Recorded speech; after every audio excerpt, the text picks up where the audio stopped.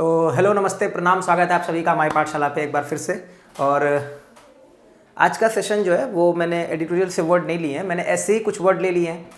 अच्छे हैं, बढ़िया हैं, गजब के हैं। और पूरा वीडियो आखिरी तक देखो। वीडियो के आखिरी में आपको फिलर्स फॉर्म में क्विज मिलेगा, उसके आंसर्स कमेंट बॉक्स में कर देना, मतलब भूलना नहीं कमेंट बॉक्स में आंसर करना। और अगर वीडियो सही लगे भाई तो लाइक और डिसलाइक जो आपको सही लगे वो करो, शेयर कर दो एक बार वीडियो को जरूर। चलो स्टार्ट करते हैं। पहला वर्ड है हमारे पास पेनाश। पेनाश का क्या मतलब होता है? एक ऐसी क्वालिटी जिसके थ्रू आप जब कोई काम करते हो तो वो बड़े ही अट्रैक्टिव ढंग से दिखता है, दैट इज कॉल्ड पेनाश। मतलब एक क्वालिटी होती है, एक एलिगेंस होता है किसी काम को करने को, that is called panache. The quality of being able to do things in a confident way that other people find attractive. ठीक है, मतलब लोगों को लगता है कि यार क्या ढंग से काम हुआ है, दैट इज कॉल्ड पेनाश। अगर आप सिनोनिम्स देखो तो फ्लैम्बॉयंस, स्टाइल, डैश एक सेंस में बन सकता है, हालांकि डैश के और भी मतलब होते हैं, और करिश्मा। ठीक है, एंटोनिम के तौर पे इन एलिगेंस या अगलीनेस ऐसे आप बोल सकते हो। और ये एक यूज है कि सी कैरीड ऑफ द परफॉर्मेंस, उसने परफॉर्मेंस को एग्जीक्यूट किया बड़े ही गजब के ढंग से, बड़े ही बढ़िया तरीके से, तो दैट इज कॉल्ड विथ पेनाश। ठीक है, पेनाश आपका नाउन है, विथ प्रेपोजिशन है, तो यहां से क्लियर कर लेना पेनाश नाउन है। नेक्स्ट वर्ड है हमारे पास इम्ब्यू करना। देखो इम्ब्यू करने का मतलब होता है कोई चीज को फिल करना, भरना। मान लो आप डेली मेरे शो देख रहे हो तो मैं कह रहा हूं कि मैं एक कॉन्फिडेंस है आपके अंदर, क्या कर रहा हूं, इम्ब्यू कर रहा हूं, इंस्टिल कर रहा हूं, आपको आपके मन में बिठा रहा हूं। तो अगर सिनोनिम के तौर पे देखो तो इंस्टिल करना, इन्फ्यूज करना, इनकुलकेट करना और सैचुरेट करना, चारों ही वर्ड बहुत अच्छे हैं। इवन जो वर्ड है ये भी बहुत अच्छा है। ध्यान रखना एक वर्ड इम्बाइब होता है तो इससे इसको मत मिला लेना। इम्बाइब ये अलग वर्ड है और ये इम्ब्यू। ठीक है, to fill somebody something with strong feelings, opinions और वैल्यूज। और स्पेशली ये पैसिव वर्ड्स में यूज किया जाता है ये वर्ड। अगर एंटोनिम देखो तो आप डिप्राइव लिख सकते हो, एलिमिनेट लिख सकते हो और रिमूव लिख सकते हो। यूज कैसे है कि he is able to imbue his listeners with enthusiasm. Modi ji हैं, अपने जो भी सुनने वाले होते हैं उनके अंदर एकदम से एनर्जी भर देते हैं बात करते करते। या कई लोग ऐसे होते हैं जो बातचीत के दौरान सामने वाले के अंदर इम्ब्यू कर देते हैं, क्या कर देते हैं, इंथुजियाज्म से।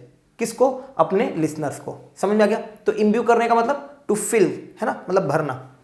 नेक्स्ट वर्ड है हमारे पास इंप्यूट करना। देखो ये भी इंप्यूट का मतलब क्या होता है, एक तरह से एट्रीब्यूट करना, एक तरह से रिस्पॉन्सिबल बताना कि आप इस चीज के लिए रिस्पॉन्सिबल हो, या फिर आप इस तरह से बोलो, तो दैट इज कॉल्ड इंप्यूट करना।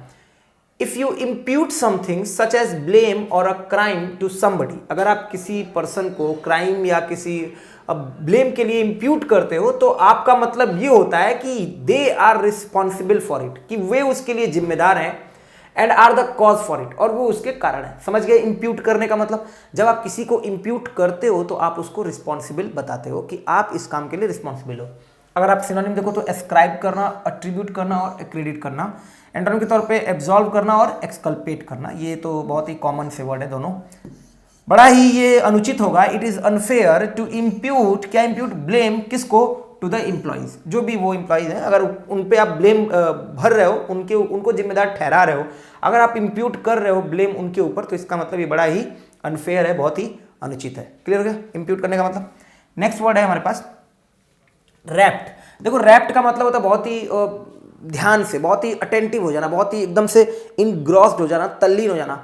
मैं कह रहा हूं जितने भी मेरे शो है उन्हें एकदम रैप्ट अटेंशन के साथ देखा करो। रैप्ट अटेंशन मतलब पूरा ध्यान आपका उसी जगह पे है, मतलब कुछ और नहीं देख रहे हो आप, that is called rapt attention. So interested in one particular thing that you are not aware of anything else, मतलब कोई और चीज के बारे में आपको बिल्कुल ध्यान नहीं है। सिनोनिम के तौर पे इनग्रॉस्ड, स्पेल बाउंड, फैसिनेटेड और इंथ्रेल्ड। सारे वर्ड काफी आपने सुन रखे होंगे, आई थिंक ये आपके लिए हो सकता है कि एक नया वर्ड हो। बाकी इनग्रॉस्ड, स्पेल बाउंड, फैसिनेटेड और इंथ्रेल्ड ये सभी कॉमन वर्ड है। और एंटोनिम के तौर पे आप बोर्ड और डिसइंचेंटेड लिख सकते हो। यूज कुछ इस तरह से है कि they listen to the speaker, उन्होंने स्पीकर को सुना। कोई बोलने वाला था जैसे मैं बोल रहा हूं और इस समय आप मुझे सुन रहे होगे, कुछ लोग, जो भी लोग सुन रहे होगे, प्लीज वीडियो को एक बार शेयर कर दो। और आप कैसे सुन रहे हो मुझे? बहुत ही रैप्ट अटेंशन के साथ। तो ये विथ आपका प्रेपोजिशन हो गया, अटेंशन आपका नाउन हो गया, रैप्ट इसके बारे में बता रहा है, रैप्ट आपका part of speech adjective. Clear? Next word है हमारे पास ड्रजरी। ड्रजरी का मतलब क्या होता है? Hard boring work. कोई बहुत ही मतलब बोरिंग काम है, बहुत ही ज्यादा उसमें मेहनत भी लग रहा है और बहुत ही बोरिंग है। जैसे मैं आपसे कह दूं कि बैठ के न्यूज़पेपर में से एक नंबर खोज दो, है ना, ये मेरा लकी ड्रॉ नंबर है और ये जरा खोज दो, ये 10 दिन का न्यूज़पेपर, इसमें से खोजना है। तो कुछ इस तरह का काम आप बोल सकते हो, बहुत ही ड्रजरी है। तो आप बोल सकते हो चॉ, डंकी वर्क, और ये मेनियल एडजेक्टिव होता है, मैंने पूरा एक साथ ले लिया है मेनियल वर्क, ठीक है। तो इन सब का मतलब बोरिंग काम, ये एक अच्छा वर्ड आपके लिए हो सकता है, ठीक है। और सिनोनिम्स और एंटोनिम के तौर पे इंटरटेनमेंट और अम्यूजमेंट ये बन जाएगा, तब बोरिंग नहीं हो पाएगा। ओवन को अगर सफाई करनी हो, क्लीनिंग द ओवन, है ना, ओवन की अगर सफाई करनी हो तो वो पूरी तरह से, अच्छा ये एक अनकाउंटेबल नाउन होता है, ये भी ध्यान रखना, वो पूरी तरह से क्या है तो ड्रजरी है, एक बहुत ही बोरिंग और उबाऊ काम है, ठीक है। ये शीर जो वर्ड मैंने लगाया है एडजेक्टिव के तौर पे, एक्चुअली ये इंफेसाइज करने के लिए, जोर देने के लिए, पूर्ण रूपेण ड्रजरी है, ठीक है। चलो नेक्स्ट वर्ड देखो, बहुत ही अच्छे अच्छे वर्ड हैं आज ये। अगला वर्ड है हमारे पास परफंक्ट्री। परफंक्ट्री का मतलब क्या होता है, डन एज अ ड्यूटी और habit without real interest, attention और फीलिंग। कई बार कुछ काम ऐसा हो जाए, मान लो कई बार मैं अटेंशन नहीं ले रहा हूँ इतना, मैं उस पर केयरफुल नहीं हूँ, मैं उतना ध्यान नहीं दे रहा हूँ उस काम को करते टाइम पे, तो उस तरह का कोई एक्शन है, कोई बात है, कोई भी चीज़ है, तो वो परफंक्ट्री किया गया हुआ है ना। परफंक्ट्री आपका एडजेक्टिव होगा, पार्ट ऑफ स्पीच। अगर आप सिनोनिम्स देखो तो कर्सरी है ना, ये कई बार आ चुका है। ऑफेंड है, आप इंटरेस्ट नहीं दिखा रहे हो, केयरलेस हो।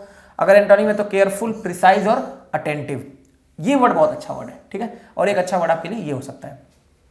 अगर इसका यूज देखो तो she asked a few perfunctory question, तो क्वेश्चन हो गया नाउन, परफंक्ट्री हो गया एडजेक्टिव, ठीक है ना। तो सी आस्क्ड, उसने पूछे कुछ परफंक्ट्री क्वेश्चंस। परफंक्ट्री क्वेश्चंस कैसे, आगे लिखा हुआ है अबाउट माय फैमिली, मतलब मान लो किसी से मुलाकात हुई और आप कह रहे हो और भाई कहाँ रहते हो, कैसे हैं तुम्हारे घर वाले, मतलब कोई मतलब नहीं बनता इस तरह के क्वेश्चन पूछने का जब आप उसको जानते नहीं हो, इस तरह का कुछ भी ऐसे। तो she asked a few perfunctory question about my family and then ended the conversation. पूरा देखो कॉन्टेक्स्ट यहाँ पे लिखा हुआ है, और उसके बाद कन्वर्सेशन को क्या कर दिया, खत्म कर दिया। कुछ क्वेश्चन ऐसे पूछ दिए, वो क्वेश्चन जो बहुत मतलब इंटरेस्ट नहीं दिखाया उसने, और वो उस टाइम पे बहुत रिलीवेंट नहीं थे, तो परफंक्ट्री क्वेश्चन, ठीक है। चलो अब ये हमारा आज का क्विज है, आप इसका स्क्रीनशॉट लो एक बार, और इस स्क्रीनशॉट लेने के बाद इसके आंसर्स आप कमेंट बॉक्स में करो, वीडियो को ज़्यादा से ज़्यादा शेयर करो। मैं एक बार फिर बता दूं, ये इतने अच्छे कॉन्टेक्स्ट होते हैं, इतना बढ़िया होता है कि आप कभी इन वर्ड्स को भूलोगे नहीं, अगर आप एक अच्छे लिसनर हो, एक अच्छे लर्नर हो तो, ठीक है। चलो नेक्स्ट देखो, अब ये हमारा लास्ट टाइम वाला क्विज है, ठीक है। तो इसको एक बार सॉल्व कर देते हैं, ध्यान से सुनते रहना। The budget proposal was adopted, उसको अडॉप्ट किया गया था एट द मेयर्स, मतलब मेयर के कहने पर। तो कल हमने एक वर्ड पढ़ा था बिहेस्ट, तो पहले के लिए हो जाएगा mayor's behest. At somebody's behest का मतलब किसी के कहने पर, तुम मेरे बिहेस्ट पर मतलब मेरे कहने पर वीडियो को शेयर कर दो। He tried to dash my confidence by telling me that I had a special talent. तो उसने मतलब प्रयास किया मेरे अंदर कॉन्फिडेंस को भरने का, कहते हुए कि यार तुम्हारे अंदर बहुत ही स्पेशल टैलेंट है। कई बार लोग बोलते ना, अरे बहुत बढ़िया गा रहे हो, भले ही बकवास गा रहा हो, तो एक तरह से क्या कर रहे हैं, बोल्स्टर। समझ में आ गया। तो सेकंड वाले के लिए क्या हो जाएगा, बोल्स्टर करना। देखो 2+V1 लगाना है, तो सेकंड के लिए बोल्स्टर। द स्टॉक मार्केट जो था is on the edge of a dash, तो वो बिल्कुल ऐसी कगार पे था कि कभी भी वो खत्म हो सकता है ना। तो प्रेसिपिस, थर्ड के लिए हो जाएगा precipice. The political dash of the revelations has been immense, जो पॉलिटिकल परिणाम रहे हैं रिविलेशंस के, वो बड़े ही ज्यादा रहे हैं, बहुत ही इमेंस रहे हैं, बहुत ही गहरे रहे हैं। तो फोर्थ के लिए हो जाएगा फॉल आउट।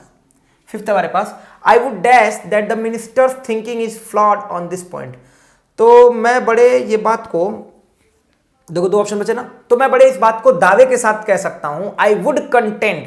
तो फिफ्थ के लिए हो जाएगा कंटेंट, मतलब दावे के साथ कहना उस आर्गुमेंट में कि जो मिनिस्टर की सोच है इस जगह पे गलत है, फ्लॉ है। The treaty was dash by all the members state. तो कोई भी ट्रीटी है, कोई भी एग्रीमेंट है, तो उसको रेटिफाई करना होता है। वॉज है तो V3 लगाना, was ratified by the all member states, ठीक है। आज न्यूज़पेपर से वर्ड नहीं थे, मैंने ऐसे ही रैंडम वर्ड उठाए थे। नेक्स्ट टाइम पे जब मिलेंगे तो कुछ बेहतरीन कॉन्टेक्स्ट, कुछ बेहतरीन वर्ड्स के साथ मिलेंगे। तब तक के लिए अपना ध्यान रखिएगा। वीडियो पसंद आए तो लाइक और शेयर करना मत भूलना। अपने वैल्यूएबल कमेंट्स जरूर दे दिया करो। आज के लिए इतना ही, बहुत बहुत धन्यवाद।